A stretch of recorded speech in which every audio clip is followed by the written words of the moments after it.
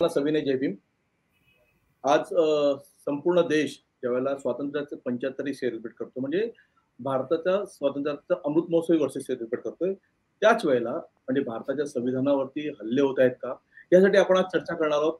माजी सनदी अधिकारी ए.जेड खोब्रागडे साहेब. ए.जेड खोब्रागडे साहेब, आपलं स्वागत आहे आंबेडकर टॉक्स मुव्हमेंटच्या आजच्या कार्यक्रमामध्ये.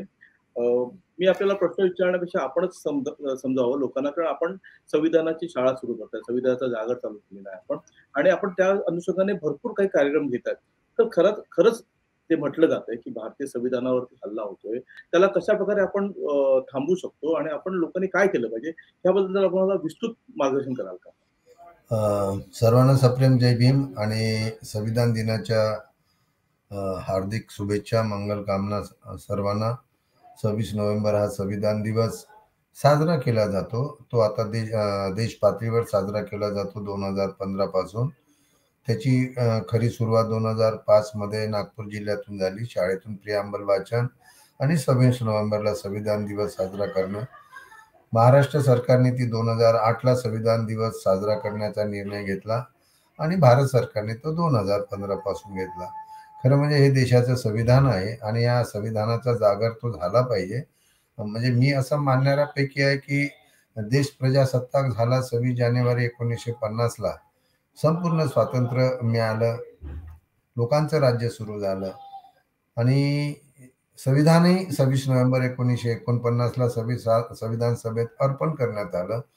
ते आपण प्रियांबल वाचलं, प्रास्ताविका वाचलं की आपल्या लक्षात येते. तर त्यामुळे खऱ्या अर्थी संविधानाचा जागर तर 1950 पासून होणं अपेक्षित होतं, कारण ज्या संविधानाने देशाचा कारभार चालतो, संविधान राबवणारे लोक कोण आहे, ते त्यांची जबाबदारी आणि कर्तव्य काय आहेत, राज्याचे कर्तव्य काय, नागरिकाचे कर्तव्य काय आहेत, नागरिकांचे अधिकार काय आहेत, ह्या सगळ्या जो संविधानाने ज्या ज्या संस्था निर्माण केलेल्या आहेत, ज्यांच्यावर जबाबदारी टाकलेली आहे, ते जबाबदारी आपल्या पार पाडतात की नाही हे किंवा त्याच्याबद्दलची माहिती हे जनमानसामध्ये जाणं आवश्यक होतं. ती जनमानसामध्ये ती गेली नाही. ती जायला खूप वर्ष लागले. मला वाटते 65 वर्ष लागले त्या गोष्टीला. खरी तर सुरुवात मी सीओ असताना जिल्हा परिषदला मी माझा अधिकारामध्ये हा प्रयत्न केला आणि तो नंतर पुढे यशस्वी झाला. त्याचा एक आनंद आहे. खरं म्हणजे संविधानाच्या बद्दलची खूप चर्चा होत असते. हल्लीच्या काळामध्ये 2005च्या नंतर डिस्प्ले केलाय प्रियांबल. ते शाळेमध्ये नंतर संविधान दिवस घोषित झाल्यापासून शाळा, महाविद्यालय, विद्यापीठ, शासकीय कार्यालय, समाजामध्ये अनेक ठिकाणी मी असं मानतो, मला जे आता इतक्या वर्षातनं हे काम करत असताना जो अनुभव येतो की संविधानाची मूल्य नेमकी काय आहे ती जनतेला त्याच्यावर विचारमंथन होण्याची गरज आहे आणि ती नुसतंच विचारमंथन केल्यानंतर ती आत्मसात करण्याची गरज आहे. एकीकडे आपण जसा आता उल्लेख केला, आजचा जो विषय आहे की भारतीय स्वातंत्र्याचा अमृत महोत्सवी वर्ष आणि संविधानाचा जागा. म्हणजे अमृत महोत्सवी वर्ष स्वातंत्र्याचे 75 वर्ष झाले, तर त्याचा संविधानाशी खूप जवळचा संबंध आहे. कारण जेव्हा देशाला स्वातंत्र्य देण्याचं ठरलं, म्हणजे कॅबिनेट मिशन ठरली की आता ब्रिटिशाच्या गुलामीतून भारताला मुक्त करायचं. जी फ्रीडम मुवमेंट चालली, त्या फ्रीडम मुवमेंटचा मोठा इतिहास आहे. ती राजकीय क्रांती झाली असं म्हणू आपण. त्याचं नेतृत्व हे महात्मा गांधी करत होते, पंडित जवाहरलाल नेहरू होते, सरदार वल्लभभाई पटेल होते, अनेक लोक होते त्यावेळेस की देशाला स्वातंत्र्य मिळालं पाहिजे, आम्हाला इंग्रजाची गुलामी नको. आणि मग इंग्रजांनी ठरवलं की ठीक आहे, आम्ही तुम्हाला स्वातंत्र्य देऊ, पण मग स्वातंत्र्य देऊ तेव्हा ते हस्तांतरण करू स्वातंत्र्याचा. तर त्यामध्ये एक विषय आला कॅबिनेट मिशन मध्ये की मग या देशाचा स्वतंत्र देश होणार तर त्या देशाचं संविधान असलं पाहिजे. मधल्या काळामध्ये जेव्हा आपण 20व्या शतकाचा मध्यान्ह काळ जेव्हा बघतो, तेव्हा एक तर राजकीय चळवळ महात्मा गांधी चालवत होते, तर दुसरी सामाजिक क्रांतीची चळवळ डॉक्टर बाबासाहेब आंबेडकर चालवत होते. आणि बाबासाहेब आंबेडकरांचा जो सगळा फोकस होता तो ह्युमन डिग्निटी, ह्युमन राईट, माणसाला माणसासारखे अधिकार द्या आणि ज्या काही समाज व्यवस्थेने ज्या काही विषमता या समाजात पेरलेली आहे की इनइक्वॅलिटी आहे, डिस्क्रिमिनेशन आहे, जात आहे, धर्माच्या नावाने माणसाला प्रगती करण्यापासून थांबवलेलं आहे. तर हे हे हे नष्ट झालं पाहिजे. महिलांना त्याचे अधिकार मिळाले पाहिजे एक व्यक्ती म्हणून. तर ही चळवळ डॉक्टर बाबासाहेब आंबेडकरांची होती. तो इतिहास आहे. आणि मग या पार्श्वभूमीवर मग आपल्याकडे अनेक गोष्टीचा इतिहास आहे. राऊंड टेबल कॉन्फरन्स आहे, पुणे करार आहे, सायमन कमिशन आहे, अनेक गोष्टी आहेत. तेवढ्या आपल्याला कमी वेळामध्ये नाही सांगता येणार. पण एकूणच स्वातंत्र्य द्यायचं ठरलं तेव्हा हे ठरलं की देशाचं संविधान तयार केलं पाहिजे. त्या संविधान असं तयार असलं पाहिजे की या देशाच्या माणसांना ते त्यांचे माणुसकीचे अधिकार मिळाले पाहिजे. आणि त्याच्यासाठी संविधान सभा निर्माण करण्यात आली. ती 1946ला संविधान सभा जवळजवळ जुलै ऑगस्टच्या पिरियडमध्ये ती तयार झाली. तिचं प्रतिनिधित्व होतं समाजातलं. त्या संविधान सभेचं जर स्ट्रक्चर बघितलं, काँग्रेसचं जरी प्राबल्य होतं त्यामध्ये, म्हणजे मोठा पक्ष तो राष्ट्रीय तो स्वातंत्र्याच्या चळवळीतला पक्ष होता आणि त्याचं तर प्राबल्य असणार, पण मुस्लिम लीग होतं. आणि इवन डॉक्टर बाबासाहेब आंबेडकर यांचं शेड्यूल कास्ट फेडरेशन ते स्वतः एक त्यामध्ये त्यांना प्रतिनिधी मिळाला सदस्य म्हणून. तो मोठा इतिहास आहे संविधान सभेमध्ये सदस्य येण्याचा. तर एकूण संविधान आपल्या देशाचं तयार झालं पाहिजे. आणि ते कशासाठी तयार झालं पाहिजे, तर आपल्याला स्वातंत्र्य मिळाल्यानंतर, आम्हाला गुलामीतून मुक्ती मिळाल्यानंतर आम्हाला आमचा देश हा भरभराटीचा केला पाहिजे. तो समृद्ध देश करायचा, तो एक समर्थशाली देश करायचा आणि तो दोष लोकशाही त्याचा कारभार चालला पाहिजे. ही त्यामागची भूमिका होती आणि ते त्यांची बेसिक तत्व होते. मग हे आपल्याला संविधान सभेचा निर्मितीचा इतिहास यासाठी समजून घ्यावं लागेल की संविधान सभा तयार करणे किंवा संविधानाची निर्मिती ही स्वातंत्र्याच्या चळवळीशी निगडीत आहे ना. स्वातंत्र्य कशासाठी पाहिजे?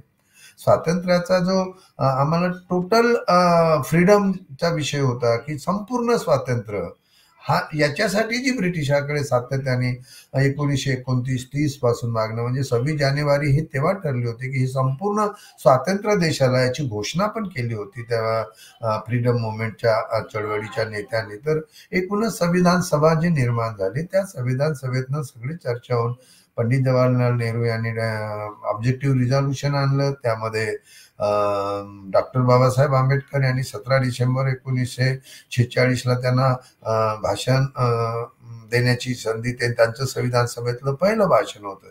बाबासाहेबांची संविधान सभेतली एंट्री जी आहे ती बंगालमधून आहे, जोगेंद्रनाथ मंडल आणि इतरांच्या मदतीने. कारण काँग्रेसने त्यांना महाराष्ट्रातून बाबासाहेबाला येऊ दिलं नाही. म्हणजे ते काही जे राजकीय मतभेद असतील किंवा अजूनच्या गोष्टी, आपण आता त्यामध्ये जाऊ नये. आपण चांगला पॉझिटिव्ह विचार आपण संविधानाच्या माध्यमातून करू.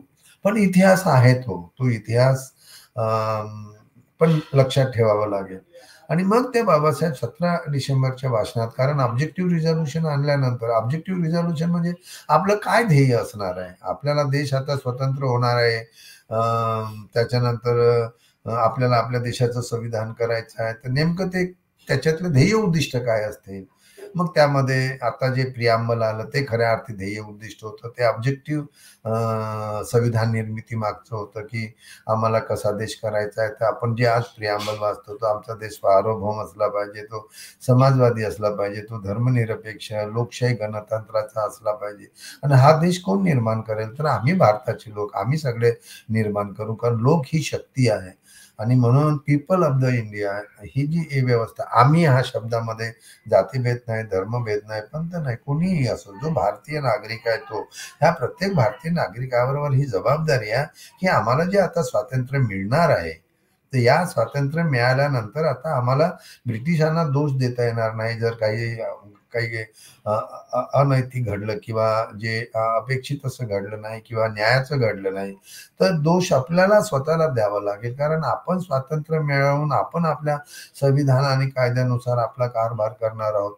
तर या पद्धतीची ती चर्चा झाली आणि त्यामध्ये बाबासाहेबांनी जे भाषण सामाजिक आर्थिक न्यायाचे मुद्दे आणि इतर सांगत असताना जो महत्वाचा मुद्दा बाबासाहेबांनी सांगितला की जिथे ऑब्जेक्टिव्ह रिझॉल्युशन मांडल्यानंतर की तिथे मुस्लिम लीग सहभागी होत नव्हते आणि काँग्रेसचं मेजॉरिटी होतं. तर ते आपलं ऑब्जेक्टिव्ह रिझोल्युशन संविधान सभेमध्ये ते मान्य करू शकले असते. परंतु बॅरिस्टर जयकरनी त्याला एक संशोधन सुचवलं होतं की आपण मुस्लिम लीग नाही आहे त्यांना सोबत घेतलं पाहिजे, संस्थानिक त्यांना पण सोबत घेतलं पाहिजे. ते एक वातावरण थोडंसं सभागृहातलं टेन्स झालं आणि अशा परिस्थितीमध्ये मग बाबासाहेबांना बोलायला पंडित आपले डॉक्टर राजेंद्र प्रसाद चेअरमन त्यांनी संधी दिली आणि बाबासाहेबांनी भाषण केलं. त्यांचं ते क्रक्स ऑफ द भाषण आपण असं म्हणून, बाकी इतर सामाजिक आर्थिक न्यायाच्या विषयावर समता स्वातंत्र्य बंधुत्व न्यायाचे जे मुद्दे आहेत ज्याला आपण विचार मूल्य म्हणू त्याशिवाय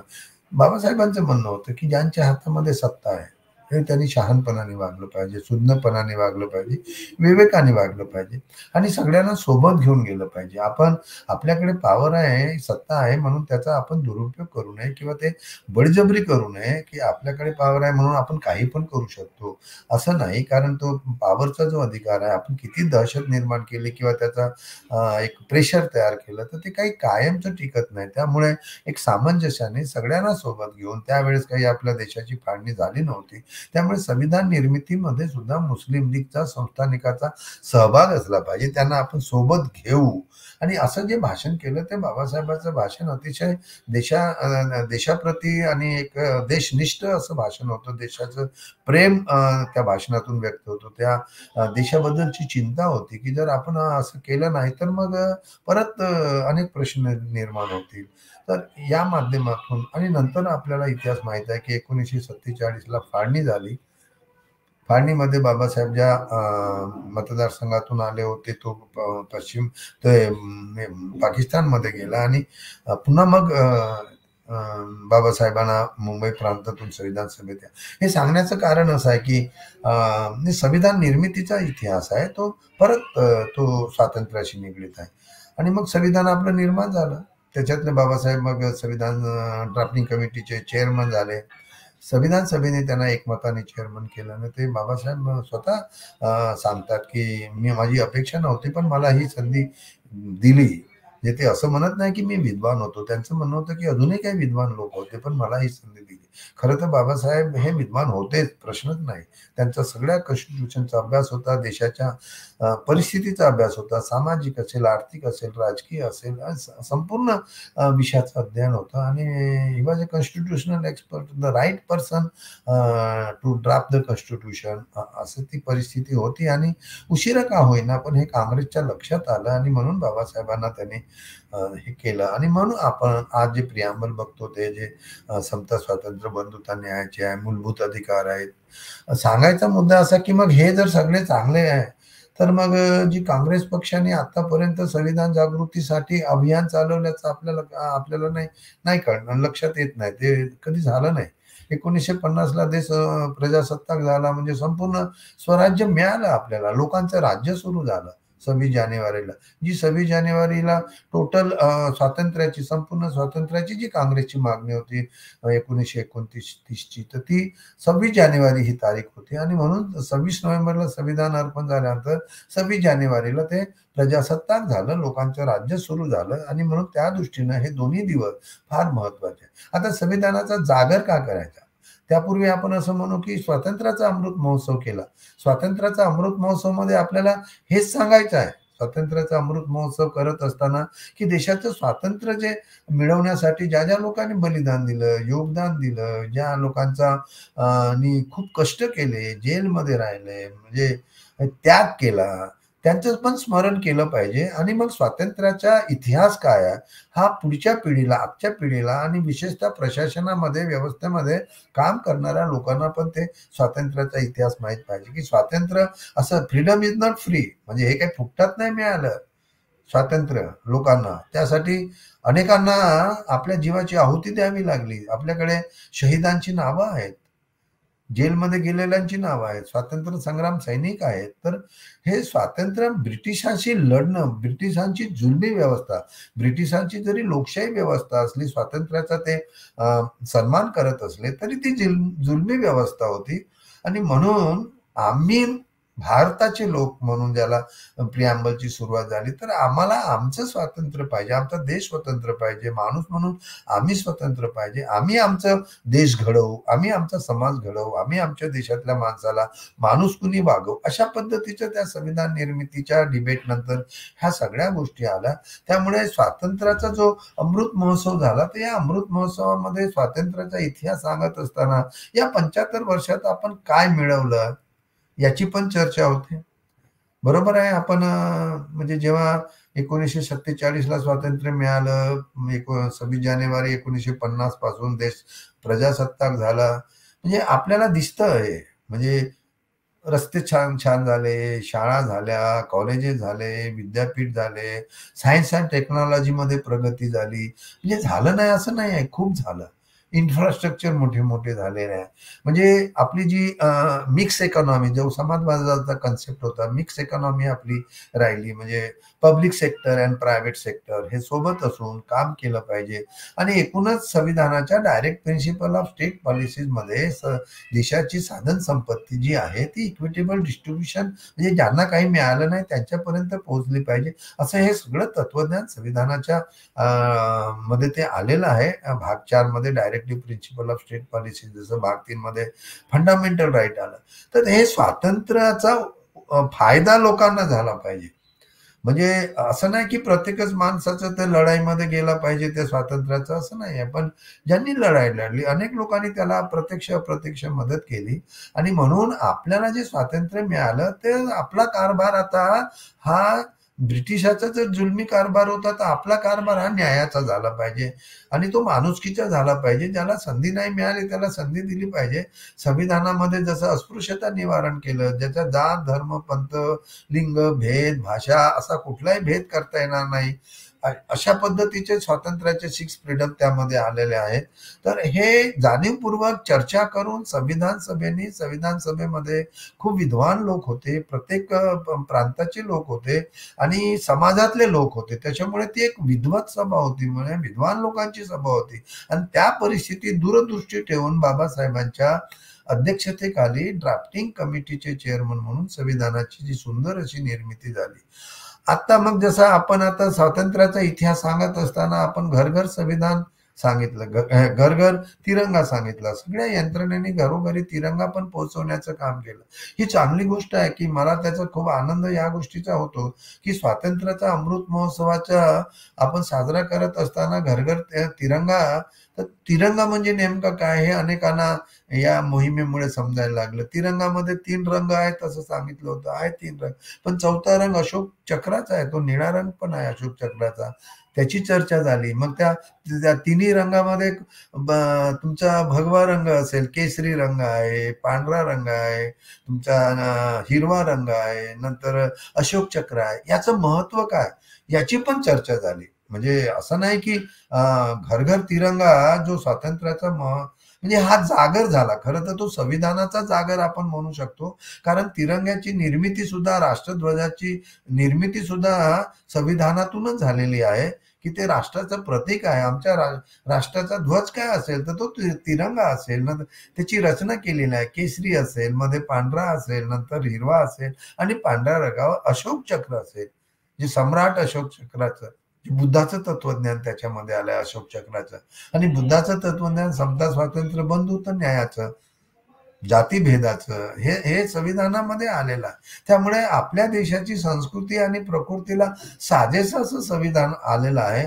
त्यामुळे स्वातंत्र्याचा अमृत महोत्सवामध्ये ही गोष्टीची चर्चा करत असताना संविधानाची पण चर्चा झाली, कारण संविधानाला, राष्ट्रीय ध्वजाला ती मान्यता आहे. आणि आपण मूलभूत कर्तव्यामध्ये जर बघितलं, पहिलं कर्तव्य आहे की लोकांनी संविधानाचा सन्मान केला पाहिजे. They should abide by the constitution. त्यांनी संविधानाच्या ज्या संस्था आहेत त्यांचा सन्मान केला पाहिजे आणि राष्ट्रध्वजाचा सन्मान केला पाहिजे. म्हणजे हे जे कर्तव्यामध्ये टाकलेलं आहे, तर हे राष्ट्रभक्तीचा विषय आहे तो, की आमच्या राष्ट्राचं जे प्रतीक आहे त्याची ती चर्चा असली पाहिजे. ते लोकांना त्याचं महत्व समजलं पाहिजे आणि ते काय याबद्दलची पण चर्चा झाली पाहिजे. कारण हे देशाचा आहे आणि हा आपला देश आहे, म्हणजे हा नागरिकांचा देश आहे, लोकांचा देश आहे.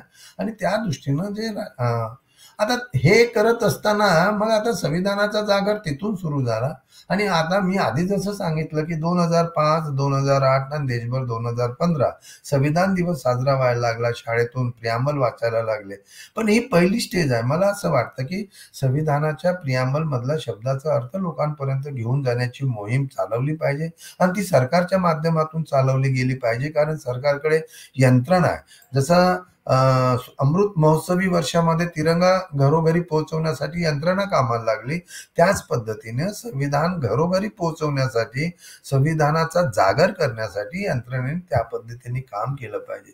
संविधान हे जर आपल्याला अधिकार आणि कर्तव्याची आणि directive principle of state policy असेल, संविधान निर्मितीचा इतिहास असेल, प्रियांबलचं महत्व सांगणं असेल किंवा संविधान राबवणाऱ्या यंत्रणा, कायदेमंडळ, कार्यपालिका, न्यायपालिका, निवडणुका कशा होतात, आपले काय अधिकार आहेत, ह्या बेसिक गोष्टी, सिव्हिल सर्व्हिस, पब्लिक सर्व्हिस म्हणजे काय, त्यांचे काय कर्तव्य, अधिकाऱ्यांचे, प्रशासनाचे, हे मात्र सर्वसामान्य माणसांना पण सांगावं लागेल आणि यंत्रणेमध्ये काम करणारे ज्यांच्या हातामध्ये संविधान दिलं त्यांना सुद्धा हे जे मूल्य आहेत, खरं म्हणजे संविधान हे फक्त कायद्याचं पुस्तक आहे असं बघून ते तर आहे, it is a fundamental law of the land, foundational law आहे तो, पण हे फक्त ते कायद्याचं पुस्तक म्हणून त्याकडे बघू नये. तर हे संविधान हे जिवंत माणसाचं जिवंत सामाजिक दस्तऐवज आहे, हे बघितलं पाहिजे. ते माणसासाठी आहे ते, आणि म्हणून जे भारतीय लोकांसाठी जे संविधान झालं त्या संविधानाचा सन्मान करणे आणि संविधानाच्या मूल्याचा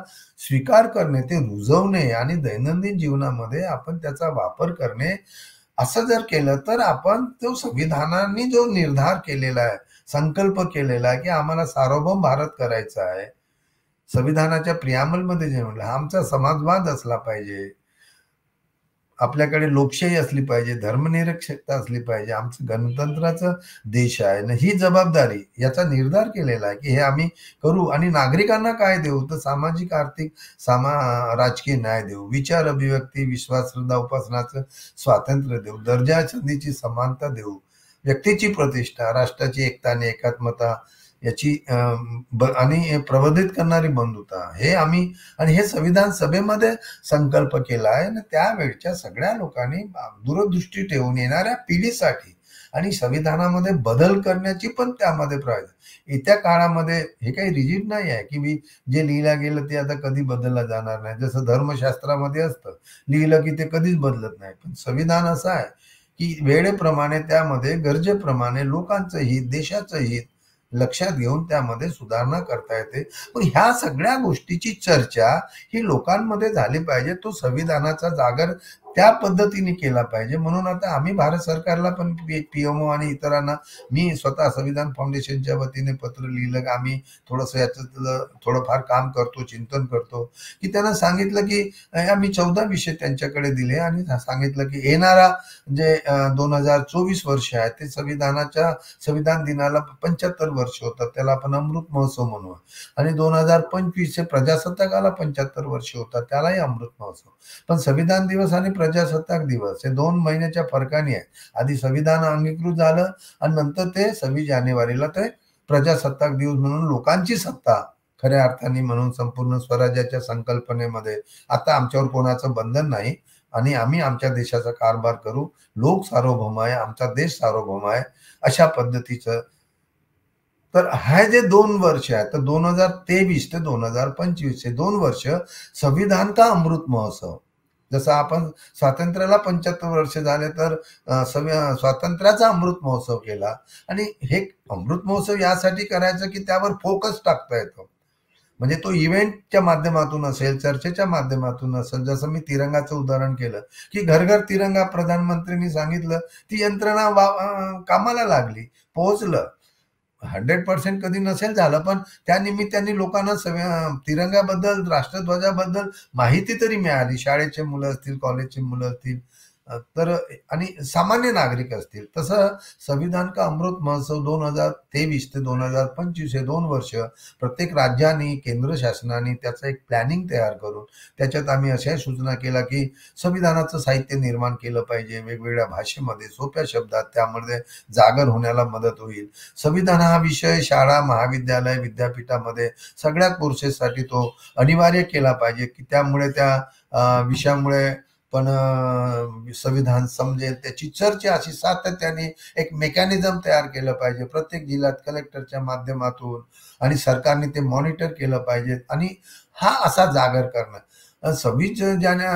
26 नोव्हेंबरला एक दिवस आपण संविधान दिवस करतो, प्रियांबल वाचतो, विसरून जातो.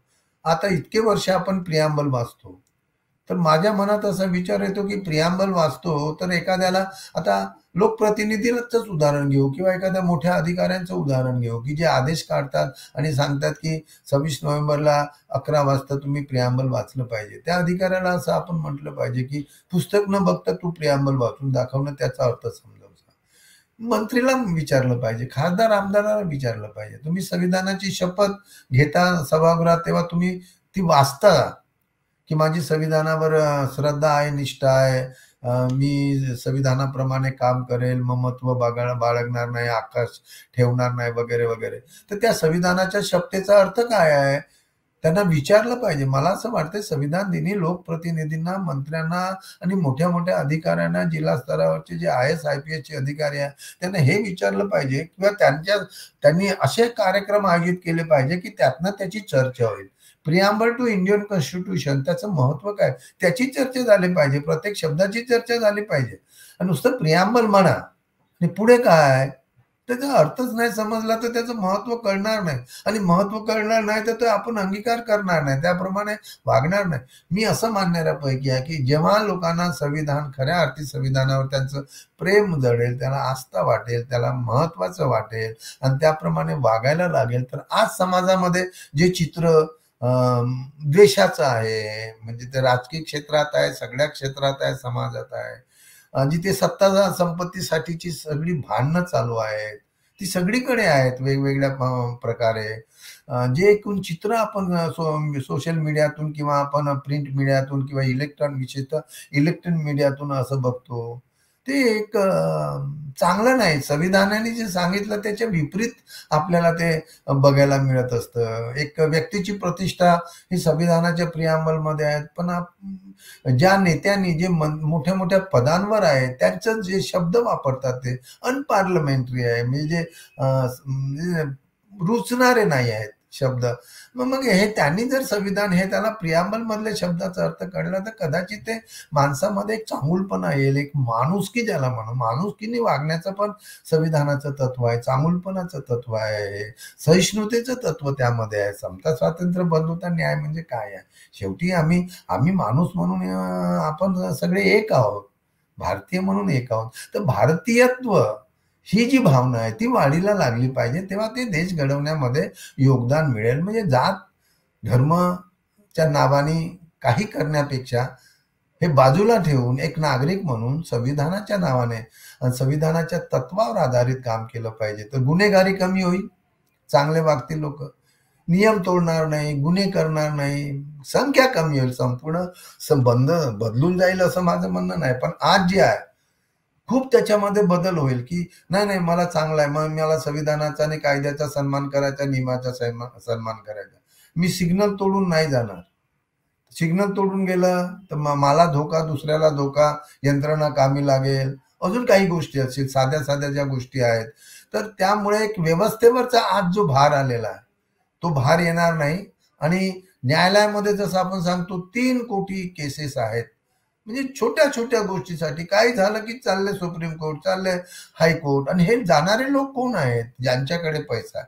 आणि सर्वसामान्य माणसाच्या सर्वांगीण विकासासाठी त्याचे शिक्षण, आरोग्य, त्याच्या मूलभूत गरजा, मूलभूत वस्तीमधल्या सोयी, त्याच्या तो माणूस म्हणून त्याला एक सन्मानपूर्वक जीवन मिळालं पाहिजे, यावर चिंतन, योजना आखणे, त्याची अंमलबजावणी करणे, हे त्यांच्यापर्यंत पोहोचवण्यासाठी धडपड, इथे वेळ कमी मिळत आहे. एकूण संपूर्ण व्यवस्थेचा जो वेळ चाललेला आहे तो वेळ अनप्रोडक्टिव्ह कामावर चाललेला आहे. म्हणजे राजकीय लोक ज्याला सत्ता मिळते निवडणुकीच्या माध्यमातून, संविधानातून, शपथ संविधानातून होतात, ते सामान्य माणसासाठी किती काम करतात हा एक प्रश्न आहे. त्याचं पण चिंतन झालं पाहिजे. संविधानाचा जर जागर केला, मूल्याची जर आपण पेरणी केली तर लोकांना हा प्रश्न विचारण्याची ताकद मिळेल. लोकांना आपल्याला सांगता येईल की नाही, संविधानाने तुला अधिकार दिलेला आहे, या संविधानामध्ये तुझ्या रोजीरोटीची व्यवस्था करणं हे राज्याचं कर्तव्य आहे, शिक्षण देणं हे राज्याचं कर्तव्य आहे, आरोग्यात बघणं हे राज्याचं कर्तव्य आहे, रोजगार देणं हे राज्याचं कर्तव्य आहे, तुला पक्क घर देणं हे राज्याचं कर्तव्य आहे, तुझ्या मुलाबाळाची व्यवस्था करणं हे कर्तव्य आहे, महिलांचं संरक्षण हे राज्याचं कर्तव्य आहे. आणि जे पार पाडत नसतील तर त्याला प्रश्न विचारणं हा तुझा संविधानिक अधिकार आहे. संविधानाचा जागर कशाला करायचा? हा नुसता काही कीर्तन नाही आहे की जागर केलाय, मनोरंजन नाही आहे. त्याला आपण मनोरंजनात्मक पद्धतीने सांगू शकतो समजण्यासाठी, पण माणसाला आपल्याला उभं करावं लागेल. जसं बाबासाहेबांची चळवळ बघितली तर बाबासाहेबांनी त्यांच्या बोलण्यातून, भाषणातून, सभा मेळाव्यातून, स्वतःच्या कर्तृत्वातून, स्वतःच्या वर्तनातून एक आदर्श निर्माण केला की नाही की एक माणूस हा बदल घडवून आणू शकतो. आणि त्यामुळे हा इतिहास आपल्या डोळ्यापुढे आहे की एक माणूस बदल घडवून आणू शकतो. त्यांनी बदल घडवून आणला, तो संविधानाच्या माध्यमातून आणला, त्यांनी बुद्धांच्या तत्वज्ञानातून आणला. तर हे जे आहे शिवाजी महाराजांचा मार्गदर्शक म्हणून त्यांची विचारधारा, कबीरांची विचारधारा, संतांची विचारधारा, तुकाराम महाराजांची विचारधारा, जे जे चांगलं आहे, मनुष्याच्या हिताचं आहे, भल्याचं आहे आणि जे समानतेचं तत्व आहे ते या देशाच्या संस्कृती आणि प्रकृतीतून, ते संविधानातून आलेलं. आणि जे जे माणसाला भेदभाव करणार आहे, अहित साधणार आहे धर्माच्या नावावर, जातीच्या नावावर, ते संपवून संविधानातून टाकलेलं आहे. आणि म्हणून माणूस घडायचा असेल तर संविधानाच्या मूल्याचा जागर तो झाला पाहिजे. आणि जसा स्वातंत्र्याचा अमृत महोत्सवामध्ये जागर झाला, त्याहीपेक्षा फक्त हे 2च वर्ष नाही तर तो सातत्याने झाला पाहिजे. मला सांगताना अजून आनंद होतो की मी एक साधा सिव्हिल सर्वंट, मी काही खूप मोठ्या पदावर नव्हतो, पण 2005ला 17 वर्षापूर्वी, मी तज्ज्ञ पण नाही संविधानाचा, मी अभ्यासकही नाही आहे, पण मला स्वतःला असं वाटलं की नाही, हे देशाचं संविधान आहे, देशाचा संपूर्ण कारभार जर संविधानातून सांगतो. जो कोणी व्यवस्थेत माणूस असेल, तो MP असेल, UP असेल, कुठली तरी स्पर्धा परीक्षा निवड पद्धतीने तो प्रशासनात येतो ना. प्रशासनात आल्यानंतर त्याचं पहिलं कर्तव्य असतं की सचोटीने आणि कर्तव्यनिष्ठ राहून त्यांनी लोकहितासाठी काम करणं. मग जर असं आहे, म्हणजे प्रशासनातले लोक IAS IPS असो, कोणी पण असो, जे जे व्यवस्थेमध्ये आहे शासन प्रशासनात, ते पण संविधानाची शपथ घेतात. तर मग संविधानाची शपथ घेतलेला माणूस भ्रष्टाचार कसा काय करू शकतो? संविधानाची शपथ घेतलेला माणूस शोषण कसं करू शकतो? संविधानाची शपथ घेतलेला माणूस आजचं काम 6 महिन्यावर कसं काय टाकू शकतो?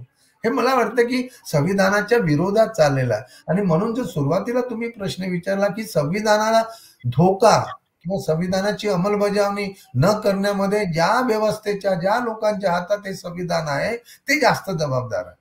म्हणजे ते कायदे मंडळातले लोक जबाबदार आहे, कार्यपालिकेतले लोक जबाबदार आहे, आणि प्रसंगी न्यायपालिका पण जी बोटचुपी भूमिका घेते की सर्वसामान्याच्या हितासाठी. मग आरक्षणाचा विषय असेल की अजून दुसरा विषय असेल की जे संविधानाने दिलेला आहे ते त्यांना सरळ मार्गाने दिलं पाहिजे. त्यामध्ये जी गुंतागुंत निर्माण केली जाते, त्या गुंतागुंती म्हणून सामान्य माणसाला वंचित, म्हणजे समाजातला जो शोषित वंचित वर्ग आहे त्याच्यासाठी संविधानाने ही व्यवस्था केली आहे.